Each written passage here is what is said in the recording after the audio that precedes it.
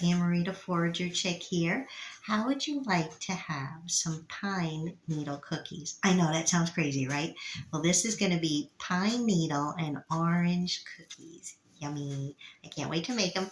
So do make sure that you have pine trees in your area that are edible. Most of them are. There may be like one or two that are not, but right here in the southeast, we have loblolly pine, slash pine, yellow pine, white pine. So those are all edible. And here's one of my bundles right here. That's one of the loblollies. And if you pull apart one of the little bundles, well, let's get one off of there so you can see.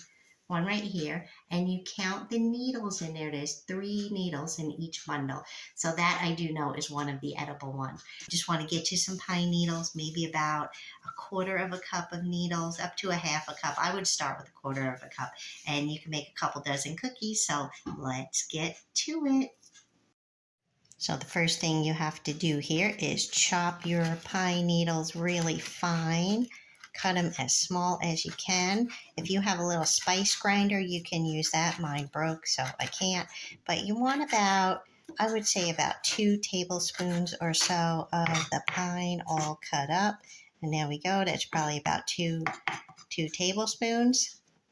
We'll get the next step. Then we need about a teaspoon of some orange zest. And I'm using clementines because that's what I have.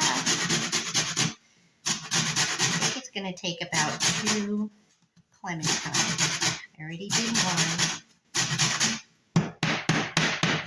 Let's see what we got there. Ooh, probably a little bit more than a teaspoon, but it's going in the bowl. And let me show you what's in the bowl. We have here 1 stick of softened butter and the little pine needles. Then we're going to put our orange zest in there. Put it all in there. And then what we have to do is mix it up. Oh, that's pretty colors. Mix, mix, mix. Get it all blended. I'm also going to add a little pinch of salt.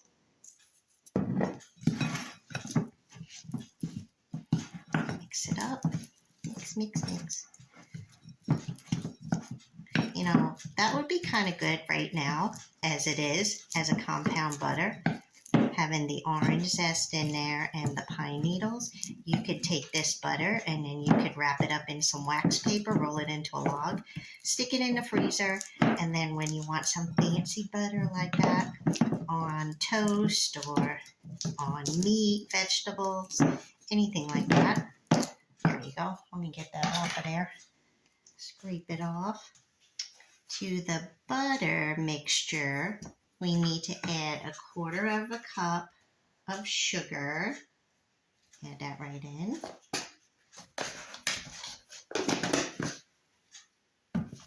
Mix it up.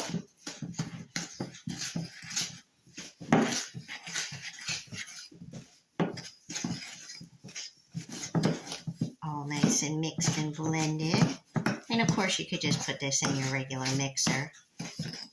You want to make it easier, but that only took like a second or two. There we go.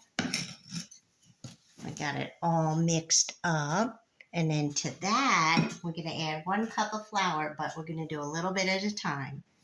So I'm going to do about 1/4 cup at a time. Blend it in there. Oops. Make it a mess as always. And add the other 1/4 cup. Mix it in. We want to make a nice soft dough, and if you wanted to, you can get your hands in there. Just do it with a spoon. It's totally fine. I might get my hands in there in a minute. Okay. A little cool in here today, so that butter is not as soft as I would have liked it. Okay. And we got another 1/4 cup, and then I'll save that and mix that in. Get it all in. Mix it, mix it. And then get the last little bit in there. Mix it up. At this time, I am going to get in there with my hands. Clean hands. We just want it to come together in a ball. Nice soft ball. Almost there.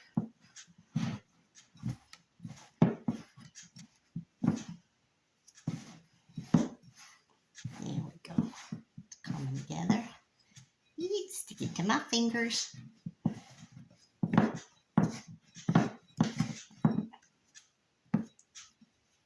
Nice.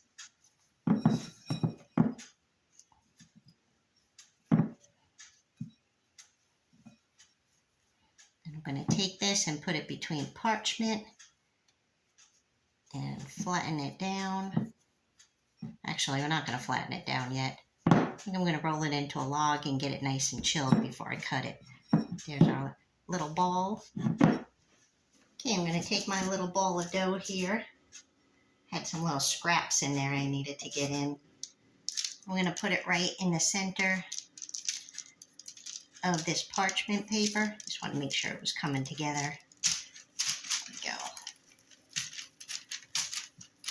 I'm just going to roll it up. It's like a little log.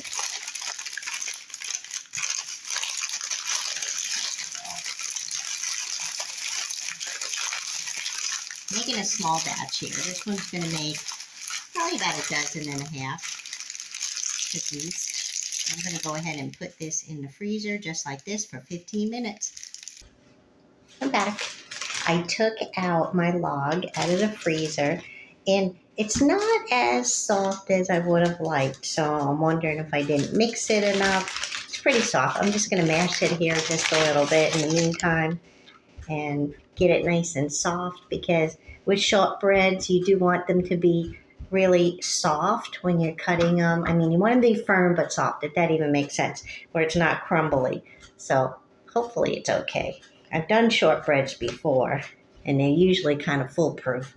This one wants to be a little bit difficult, but I know it has to do with the mixing for sure.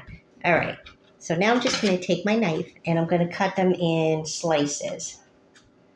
Maybe about 1/4 of an inch, like little circles. Oh my gosh, look how pretty that looks. Isn't that nice?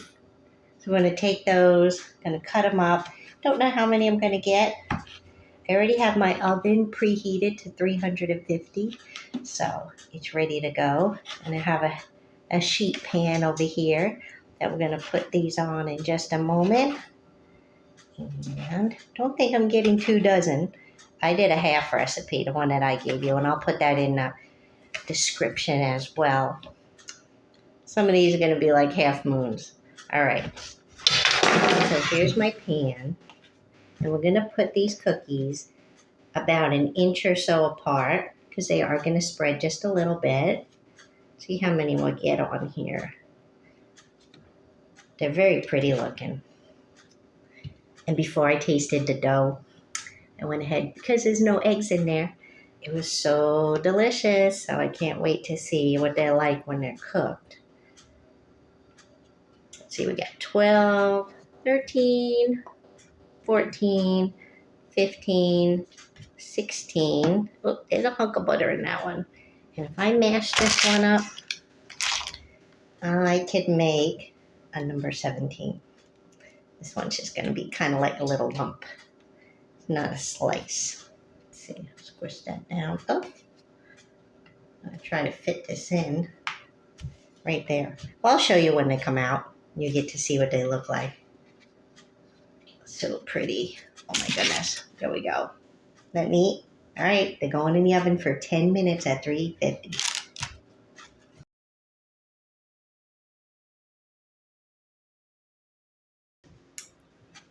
Well, they came out of the oven. Here they are. How do they look to you? Now, shortbreads are a little bit soft, so you do have to be careful taking them out and putting them on your cooling rack. But I got to taste one. Taste this one right here.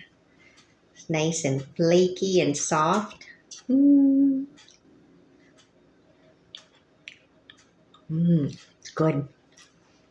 Buttery.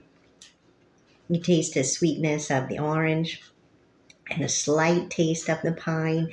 And pines tend to have a little citrusy taste anyway. Didn't overdo it. I chopped them nice and fine. You know what would also be good? Melting some white chocolate and putting white chocolate drizzle over it. These are good. These are really good. They're a keeper. You guys have a great day today. Bye now.